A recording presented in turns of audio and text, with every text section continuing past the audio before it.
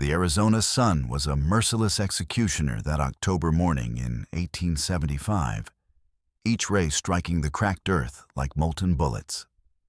Colt Rayner felt his skin burning even in the pre-dawn hours as he led his exhausted bay mare through the shimmering heat waves of Rattler's Hollow. At 6 feet 6 inches, his towering frame cast a long shadow across the alkali flats. But even that meager shade offered no sanctuary from the furnace that surrounded them. His cotton shirt hung from his gun belt, like a flag of surrender abandoned when the fabric became too hot to bear against his flesh. Sweat had ceased flowing from his pores. Hours ago, his body had nothing left to give. The leather reins felt like brands in his calloused palms, and every step sent lightning bolts of agony through his cracked, bleeding feet. But it wasn't just the physical torment that tortured Colt Rayner. Deep in his chest, a different kind of pain gnawed at him, the familiar ache of guilt that had been his constant companion since Appomattox. Every sunrise brought fresh memories of his failures, every sunset, another day of running from the ghosts that haunted his dreams. Tommy's face pale and accusing, staring up from the collapsed mine shaft. The family ranch being sold to strangers while their parents wept. 3 years of chasing fool's gold while better men rebuilt their lives. Duchess, his faithful mare, was dying beside him. Her noble head drooped nearly to the earth, her breathing shallow and labored. White foam gathered at the corners of her mouth, and her usual spirited gait had deteriorated into the mechanical shuffle of an animal approaching death. They'd shared their last precious drops of water 2 days ago, and since then, both man and beast had been slowly withering under the pitiless sun. Just a little further, girl. Colt whispered, his voice a raspy croak. We find water, we both live. We don't. The landscape around them resembled a vision of biblical judgment, endless miles of sagebrush cholla cactus, and the sun-bleached bones of creatures that had made the same fatal miscalculation. Rattler's Hollow stretched ahead, like the devil's own highway, 20 miles of the most unforgiving terrain in the Arizona Territory. That's when he spotted the anomaly that would change everything. Rising from the desert floor like a burial mound was a peculiar formation of earth and stone, too uniform to be natural, too weathered to be recent.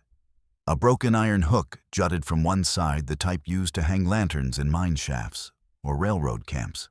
Colt dropped to his knees beside the mound, ignoring the agony as sharp stones bit into his flesh. The earth here felt different under his fingers, softer, more recently disturbed than the concrete hardpan surrounding it. Using his bare hands, he began to excavate, his fingernails splitting and bleeding as he clawed at the packed dirt. He expected to hit bedrock or perhaps the wooden casing of an old well. Instead, his fingers struck smoothly hewn planks, arranged in a deliberate pattern. Then he heard it, a soft, muffled cough drifting up from somewhere beneath his hands. Colt's blood turned to ice water. Someone was alive down there. Colt Rayner had worn many faces in his 32 years, farmer's son with dirt under his fingernails and dreams in his eyes. Union soldier with blood on his hands and death in his heart, failed prospector who'd gambled away his family's legacy. But the war had carved away the most essential pieces of who he'd been leaving behind, a hollow man, haunted by the weight of his failures. Bull Run had been his baptism by fire. Antietam had taught him that men could die screaming for their mothers while their lifeblood soaked into foreign soil. Gettysburg had shown him that victory and defeat were often separated by nothing more than luck and the accuracy of artillery.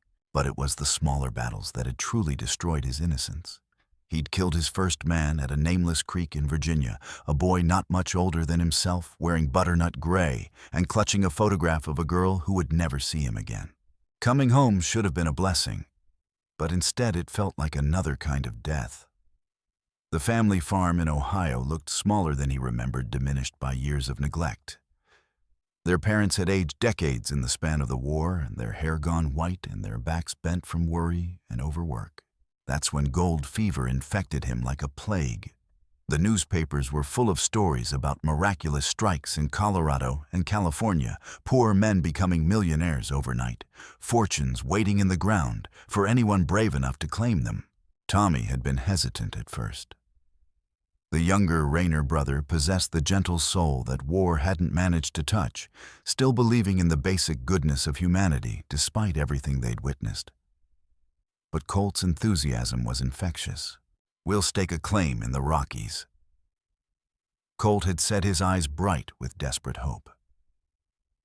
Find a vein of silver or gold, make enough to buy back the farm, and set Ma and Pa up proper.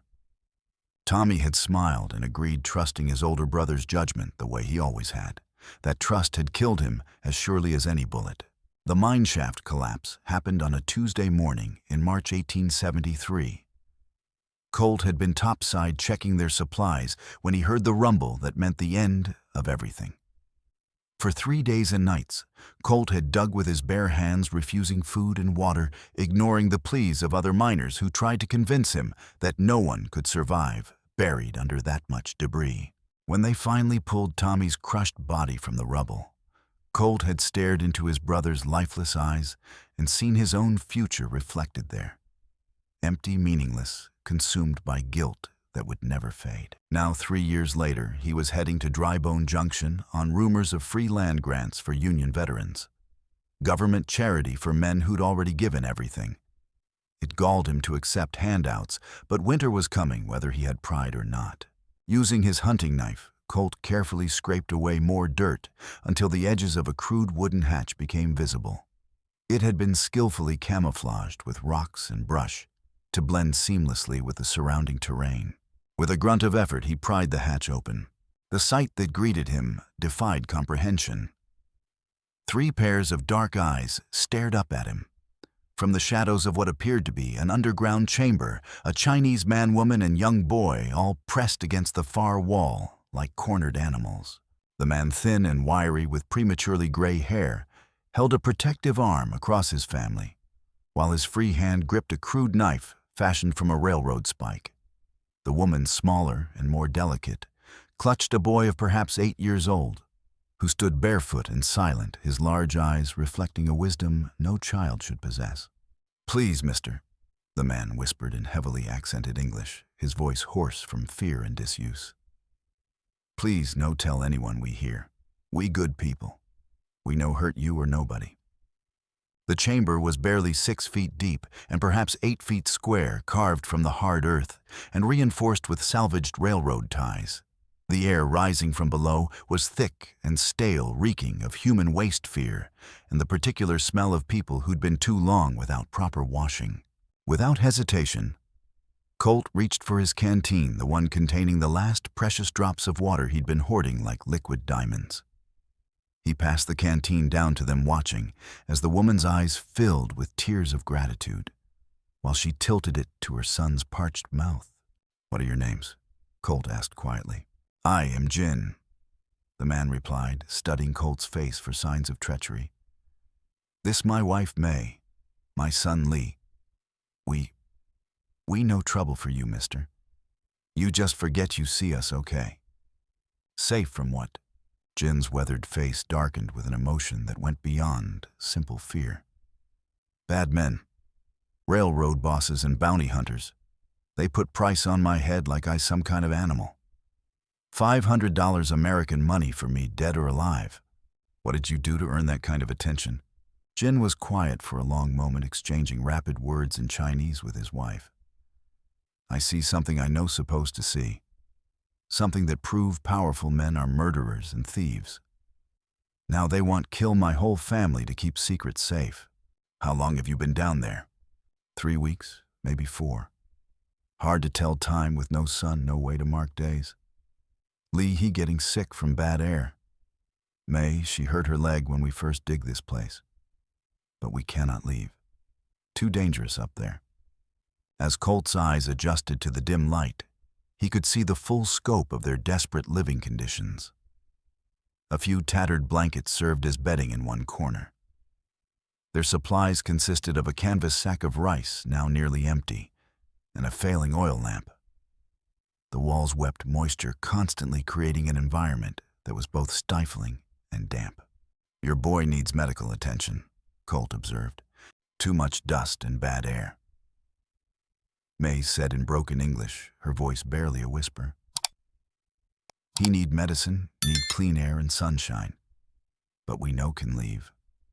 Men outside, they kill us all if they find us." Lee spoke suddenly in rapid Chinese, his young voice urgent and frightened. Jin translated, his face grim. "He say he hear horses in the night. Men talking, making plans. They getting closer every day." That night, Colt established his camp within sight of the hidden hatch.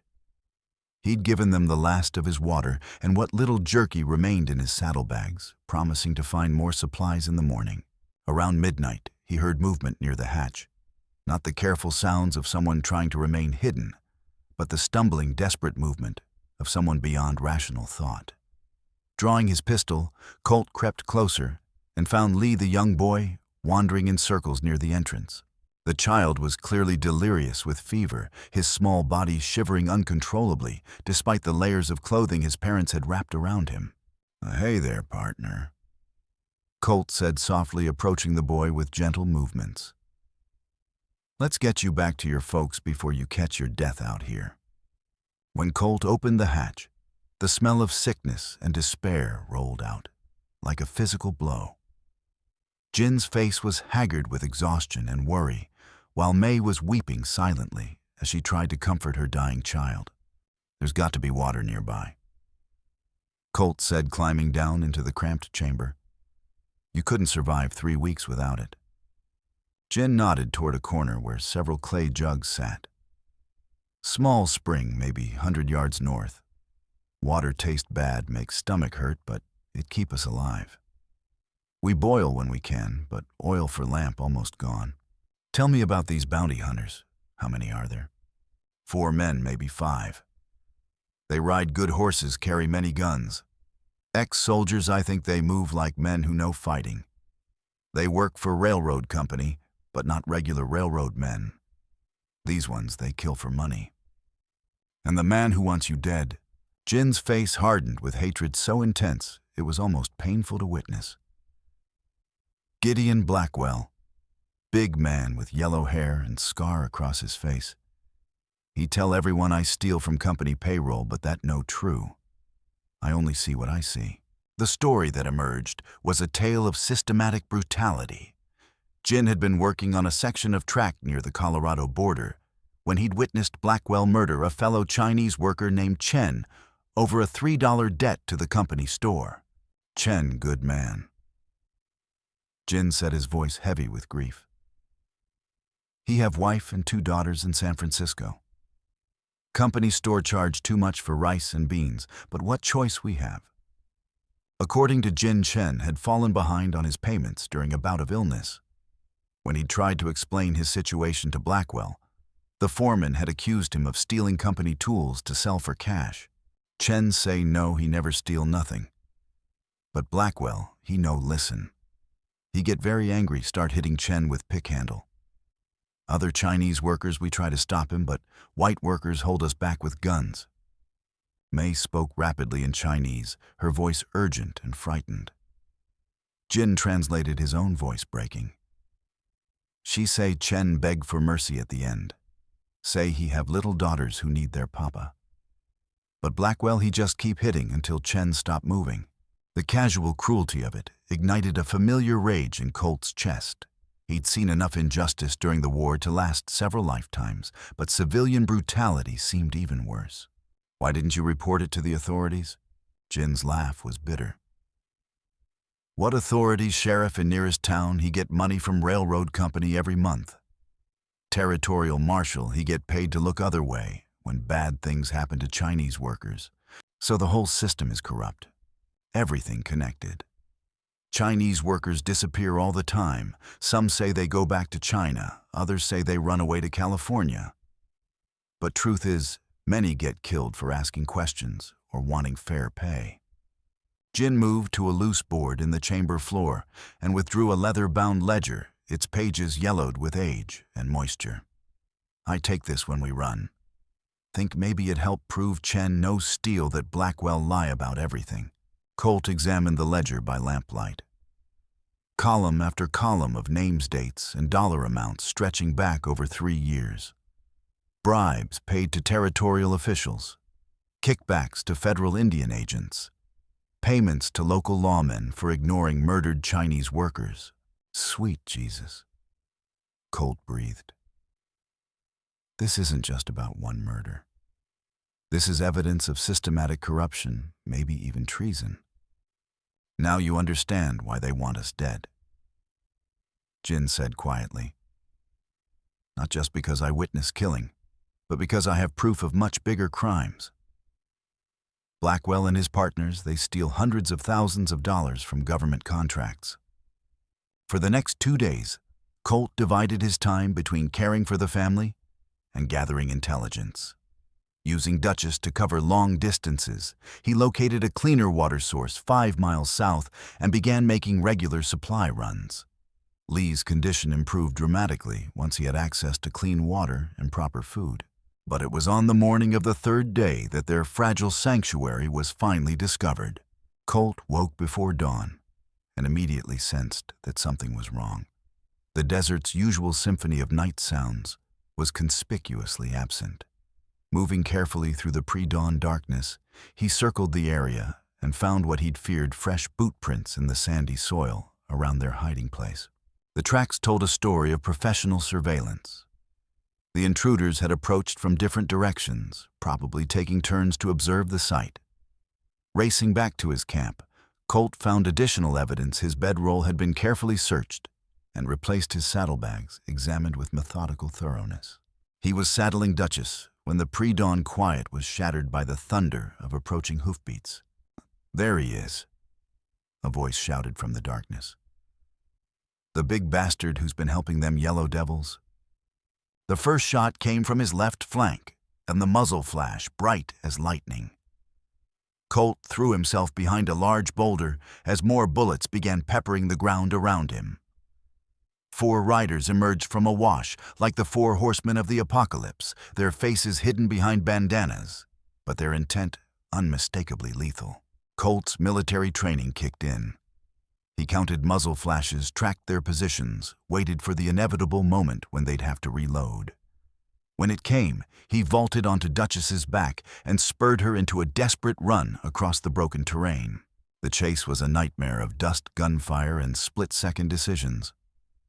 Colt used every trick he'd learned during cavalry operations, leading his pursuers through narrow defiles where they couldn't maintain formation, using rock formations to break their line of sight. A lucky shot from one of the bounty hunters grazed his left shoulder, tearing through cloth and flesh with burning impact. Another bullet passed so close to his head that he felt the wind of its passage. Using a series of interconnected arroyos, he managed to break visual contact long enough to reach a forest of towering saguaro cacti where horses couldn't easily maneuver. He waited in the shadows for 20 minutes, listening to his enemies curse and argue. "Blackwell ain't gonna be happy if we come back empty-handed again," one man said. "Then we better not come back empty-handed," another replied. "Fan out and keep looking. He's got to be around here somewhere, and that Chinese family ain't going nowhere." By the time he made it back to the hidden hatch, Colt found Jin standing guard with a railroad spike clutched in his fist, while May and Lee huddled in their underground refuge. "We hear shooting," Jin said simply. "Figure they find you, maybe find us too."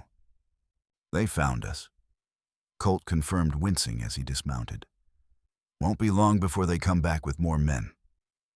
"Then we run," May said, her voice carrying desperate determination.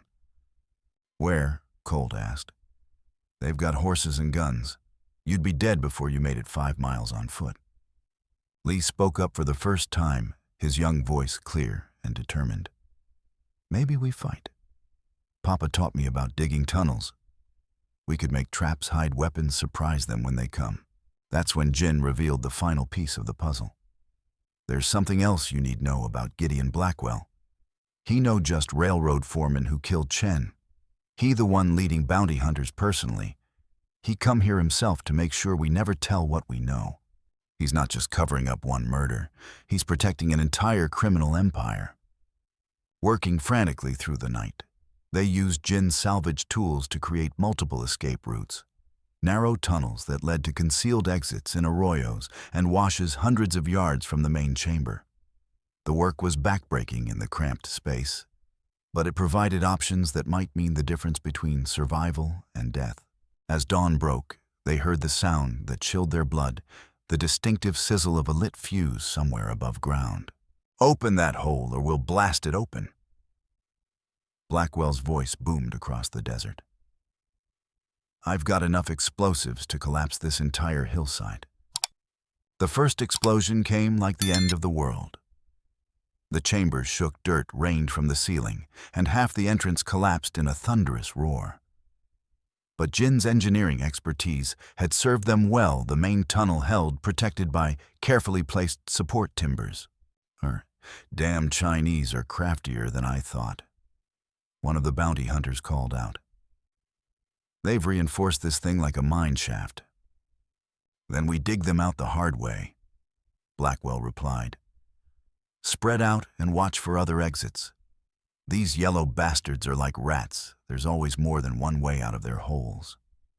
What followed was a deadly game of cat and mouse across square miles of desert terrain. Using the escape tunnels Jin had prepared, the family began a series of movements designed to confuse and divide their attackers, while gradually working toward a defensive position. Colt took point, using his military experience to scout ahead and identify threats. Jin brought up the rear, his knowledge of their underground network, allowing him to seal tunnels behind them and create false trails. But it was May who proved most resourceful. Despite her injured leg, she demonstrated a remarkable ability to move silently across terrain that would challenge an experienced scout. Her knowledge of traditional Chinese medicine allowed her to treat Colt's wounded shoulder with herbs that reduced both pain and infection risk. Lee proved invaluable as a lookout and messenger. His small size allowed him to move through spaces impossible for adults, and his sharp eyes spotted threats that might have been missed. The turning point came when they reached a series of interconnected canyons that offered both defensive advantages and multiple escape routes.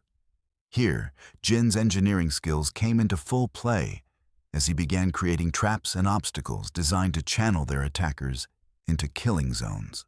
They rigged several charges using dynamite stolen from the bounty hunter's own supplies during a daring nighttime raid.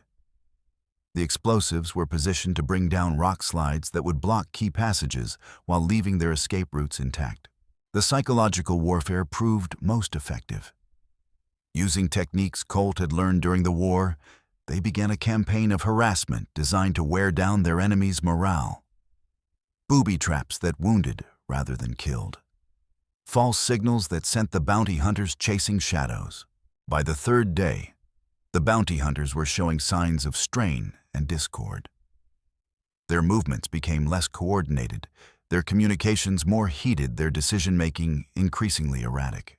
That's when the final confrontation began. Jin crouched motionless in a narrow crevice between two boulders, his weathered hands steady on the tripwire he'd fashioned from salvaged telegraph cable. 50 feet below, 3 bounty hunters moved through the canyon in loose formation, their boots crunching on loose gravel with each careless step. The lead man, a scarred veteran with Confederate cavalry boots and a swagger that spoke of too many easy kills, was heading directly toward the concealed snare Jin had spent 2 hours preparing. One more step. Just one more step, and the carefully balanced rockfall would crush him like an insect. But at the last second, the bounty hunter paused, some instinct warning him of danger. He knelt and examined the ground, his fingers tracing the nearly invisible wire that would have been his doom. "Well, I'll be damned," he said, his voice carrying clearly in the thin air. "These yellow devils are getting creative."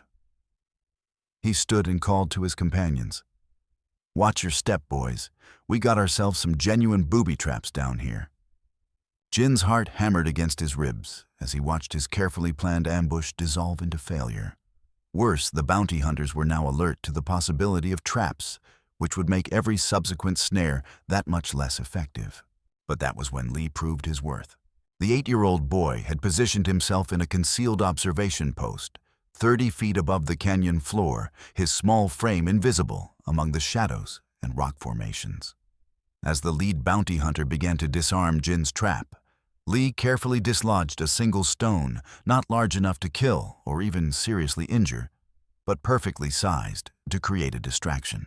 The rock struck the bounty hunter's shoulder with a sharp crack, causing him to jerk backward in surprise.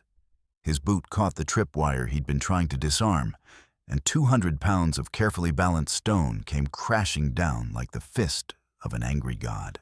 The man's scream was cut short as the rockfall pinned him beneath tons of desert granite. His two companions dove for cover, their rifles tracking wildly as they searched for targets among the maze of shadows and stone. "Where are they?" one shouted, his voice cracking with panic. "Where the hell are they?" That was Colt's cue.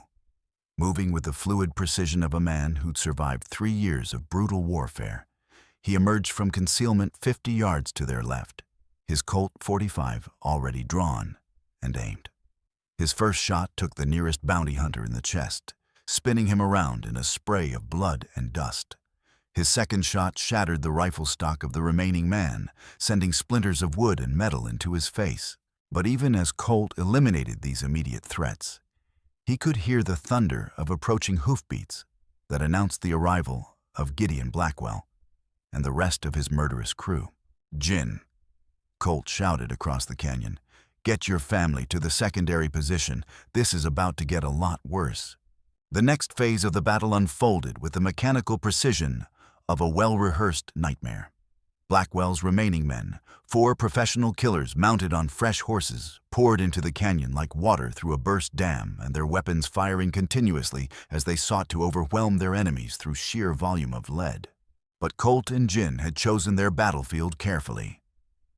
The canyon's narrow confines negated the bounty hunter's mobility advantage, while the maze of boulders and crevices provided dozens of firing positions for defenders who knew the terrain intimately. May, despite her injured leg, proved herself a warrior worthy of respect. Positioned in a concealed rifle pit that Jin had prepared, she picked off targets with the calm precision of someone who understood that hesitation meant death for her family. Her first shot dropped a bounty hunter's horse, sending both rider and mount tumbling into a bone-crushing impact with the canyon wall. Her second shot found the man himself, ending his struggles with merciful finality. Lai, meanwhile, had become their eyes and ears, his youthful agility, allowing him to dart between hiding places with messages about enemy positions and movements. When one bounty hunter tried to outflank their position by climbing the canyon's eastern wall, it was Lee who spotted him and alerted Colt in time to prevent disaster. But it was the arrival of Gideon Blackwell himself that transformed the battle from a tactical engagement into something far more personal and deadly. The corrupt railroad foreman entered the canyon like a force of nature, his massive frame dwarfing even his horse as he rode directly into the teeth of their defenses. He was everything Jin had described, and more 6.5 feet of muscle and malice with pale blue eyes that held the flat reptilian coldness of a man who'd killed so often that human life had lost all meaning. "Raynor." Blackwell's voice boomed off the canyon walls with the authority of a man accustomed to being obeyed.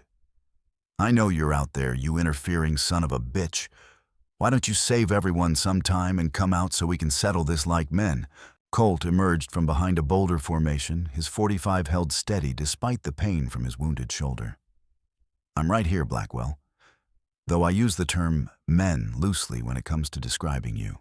The two adversaries faced each other across 50 yards of broken ground, the morning sun casting long shadows that seemed to emphasize the fundamental nature of their conflict.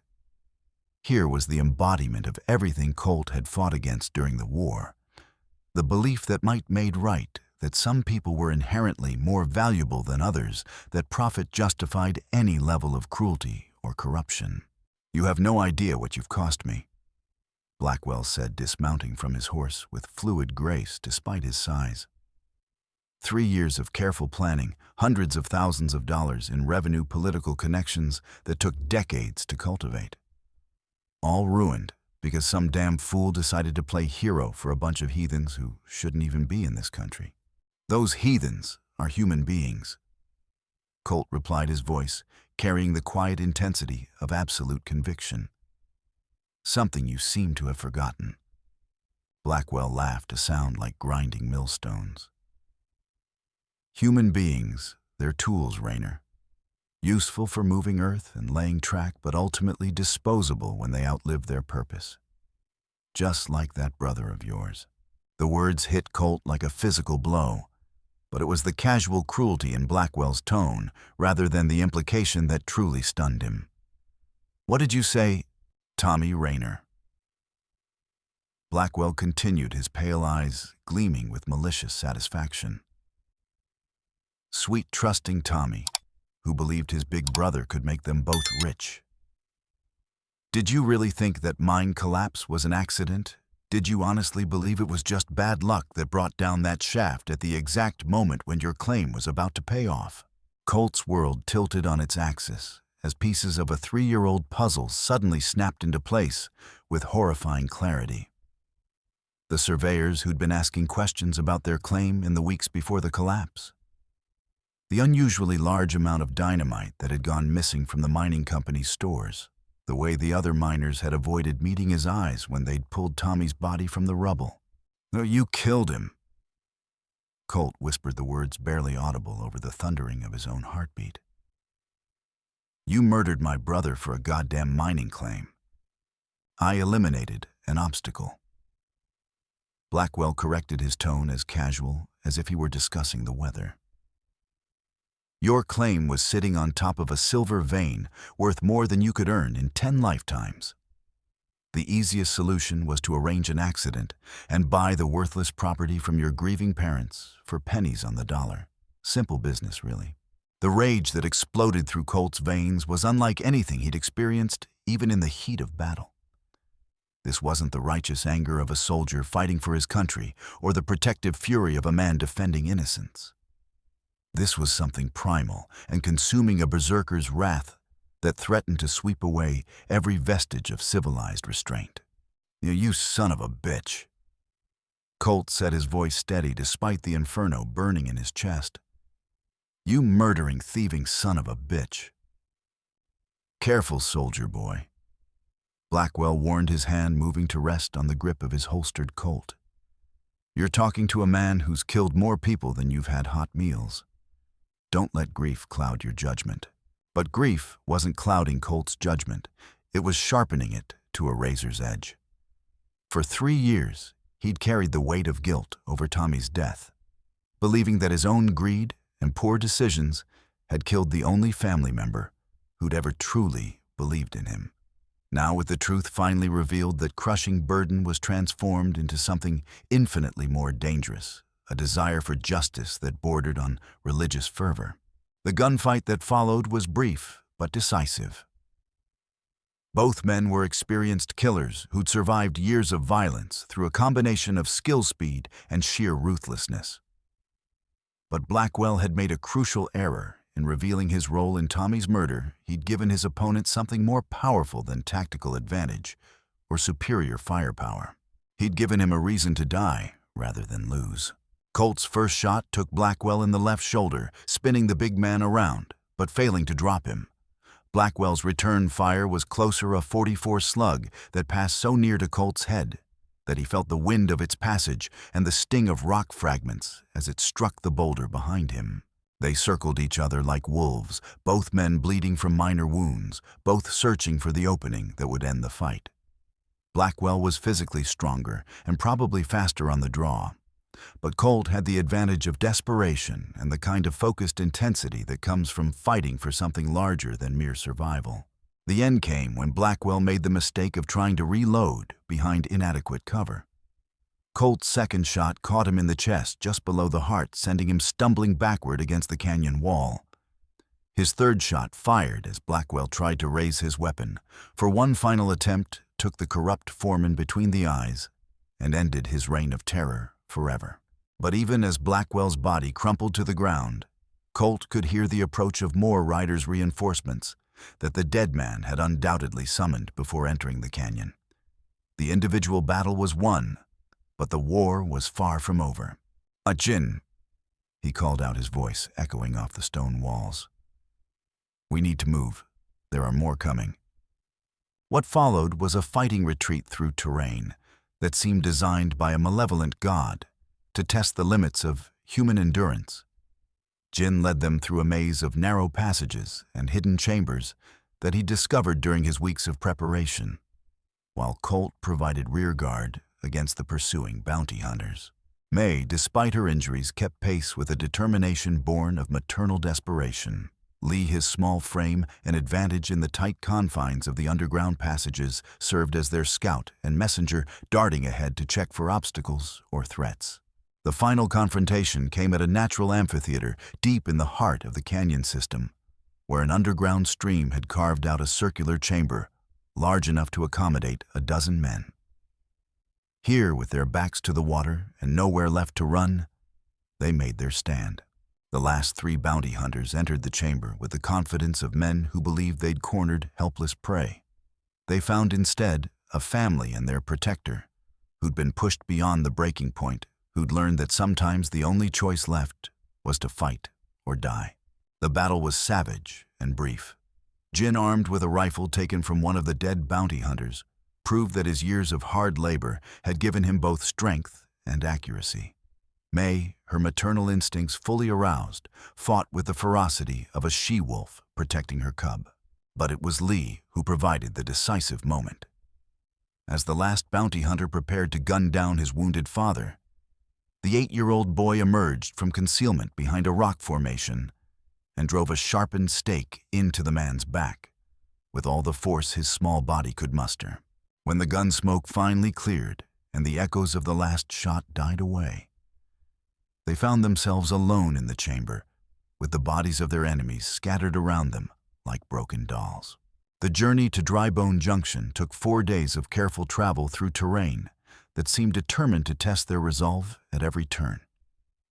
They moved mostly at night, using game trails and dry washes to avoid the main roads where other bounty hunters might still be searching for them. May's condition improved steadily as they gained access to clean water and proper food. Lee, displaying the remarkable resilience of youth, seemed to recover his natural curiosity and intelligence with each passing day. Jin, though still bearing the psychological scars of their ordeal, began to show glimpses of the man he'd been before. Fear and desperation had driven his family underground. Blackwell's body they left for the scavengers, along with his saddlebags and personal effects. But it was while searching the dead man's belongings for useful supplies that Colt made a discovery that confirmed his worst suspicions about the scope of the conspiracy they'd uncovered. Hidden in a secret compartment of Blackwell's leather portfolio was a detailed map of Colorado mining claims, with Tommy's property circled in red ink and marked with the notation, "Acquired 373. Net value $150." Below that, in Blackwell's own handwriting, were the chilling words, "Obstacle removed as planned. Recommend similar approach for other resistant claims." The casual notation of his brother's murder, reduced to a simple business expense in a corrupt man's ledger, filled Colt with a cold fury that would have been frightening if he'd had the luxury of examining his own emotions. But there would be time for that later. Right now, justice demanded his full attention. They reached Drybone Junction on a dusty Thursday morning, just as Judge Marcus Holbrook was preparing to open his monthly court session. The town was small but bustling with the kind of energy that came from people who'd learned that opportunity and disaster often wore the same face in the American West. Judge Holbrook proved to be everything Colt had hoped: a distinguished man in his 50s, with the kind of steady, intelligent gaze that suggested he'd seen the worst humanity had to offer, and still maintained faith in the possibility of justice. When presented with Jin's ledger and the evidence of Blackwell's crimes, his reaction was swift and decisive. "This represents the largest corruption case in the history of the territory," he said after reviewing the documentation. "If these allegations can be substantiated, it will require a complete restructuring of how we approach law enforcement and government oversight in the region." The trials that followed made headlines across the nation. The federal marshals who accompanied Judge Holbrook began making arrests within hours, and telegraph wires hummed with warrants that reached from Arizona to Washington, D.C. But for Colt, the most satisfying moment came not during the public trials or newspaper interviews, but in a quiet conversation with Judge Holbrook 3 days after their arrival in town. The government is prepared to offer you a substantial reward for your role in exposing this conspiracy. The judge said his tone suggesting that he already suspected what Colt's answer would be.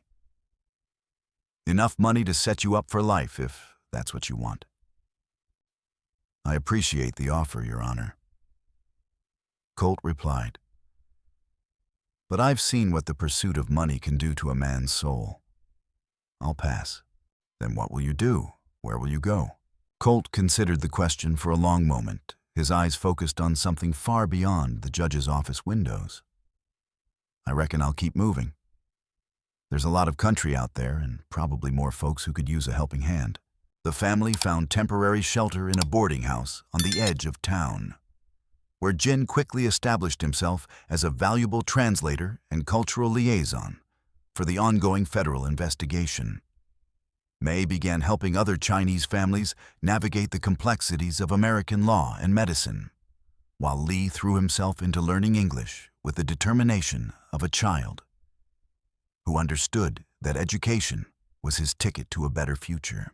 On his final morning in Drybone Junction, Colt visited them one last time.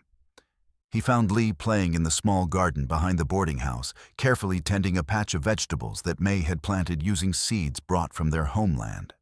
You take care of your folks, Colt said, kneeling beside the boy. They're good people, and they've been through more than anyone should have to endure. Lee looked up at him with eyes that seemed far too old for his young face. Will we see you again, Mr. Colt? I don't know, son. Probably not. But I want you to remember something. What happened here, what your family went through, it matters. Don't ever let anyone tell you different. That night, Colt slipped out of town before dawn, leading Duchess through the quiet streets toward the open country beyond. On the doorstep of the boarding house, he left a small package wrapped in brown paper, a wooden horse he'd carved during the long evenings of their journey, fashioned from a piece of the railroad timber that had once been part of Blackwell's criminal enterprise. On the bottom of the figure, scratched carefully with the point of his knife, were the words, "Dig deep, stand taller." 3 months later, Lee found the carving and showed it to his parents.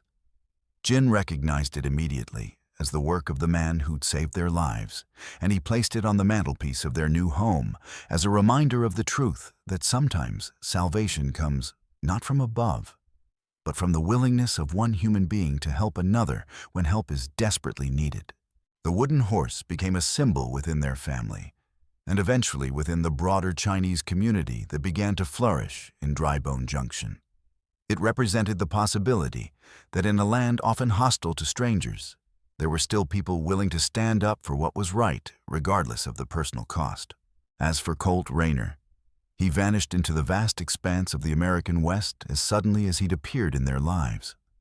But stories began to circulate along the frontier trails, tales of a tall cowboy who helped those who couldn't help themselves, who fought injustice wherever he found it, and who asked for nothing in return except the knowledge that he'd made a difference. Whether those stories were true or simply the kind of legend that the frontier seemed to generate, as naturally as it generated dust storms and prairie fires, no one could say for certain. But in a land where hope was often as scarce as water, the possibility that such a man existed was enough to sustain people through the darkest of times. Jin kept the wooden horse for the rest of his life, and when visitors asked about it, he would tell them the story of the cowboy who'd stopped for water and found a family instead. He would explain how that chance encounter had led to justice for hundreds of victims and reforms that protected thousands more. But most importantly, he would talk about the simple human decency that had made it all possible. The willingness to share your last drops of water with strangers and to stand up when standing up was the right thing to do, even when the odds seemed impossible, and the cost might be everything you had to give. That Jin would always conclude was the real lesson of the wooden horse and the man who'd carved it. Not that heroes existed, but that heroism was possible for anyone willing to pay its price.